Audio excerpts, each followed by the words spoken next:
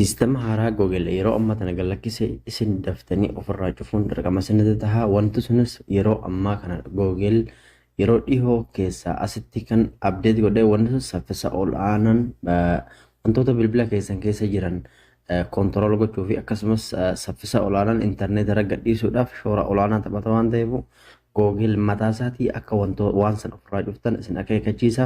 Daftanii waan san ofirraa cufuun isinirraa eegama. Nafaana turaa isiniin jedha akkaataa ofirraa itti cuftan isin garsiisa. Assalaamu alaikum warahmatullahi wabarakatuh.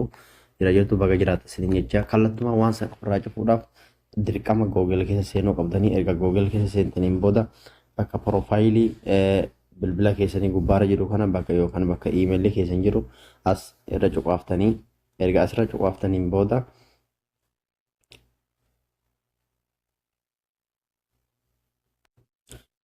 erga achirra cuqaaftaniin booda kallattumaan bakka mangeeyur Google account kee dhufarra irra cuqaaftanii ergasii keessa isin galcha jechaadha.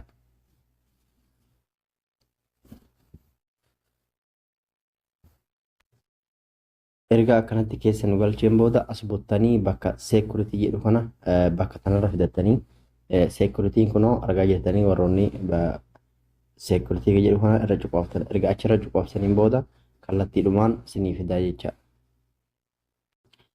Erga security gubbaa cuqaaftaniin booda ol buttanii haga kunoo argaa jirtan waan kana jecha bineesichi waan kana waan haalaan cimaadha. Wanni kun haalaan saffisa ol aanaadhaan wantoota bilbila keessan keessa jiran intarneeta irra galakkisuu fi Google keessaa fi wantoota karaa garaagaraatiin Google mataa isaatii kan ibsa jechaadha. Irra cuqaaftanii erga irra cuqaaftaniin booda karaa salphaadha kunoo abbumti yeroo namumti barbaadde bilbila keessan keessa yoo seente wanti kun banaa jira. Maal godhuu qabda waan kana ofirraa cufuu qabda. Erga irra cuqaasteen booda karaa gadii kanatti turan of irra cuqaastan. Erga turan ofirra cuqaaftanii inoo kanatti isinirraa cufamaa jechaadha. Karaa salphaan ofirraa bilisa gootanii jechaadha.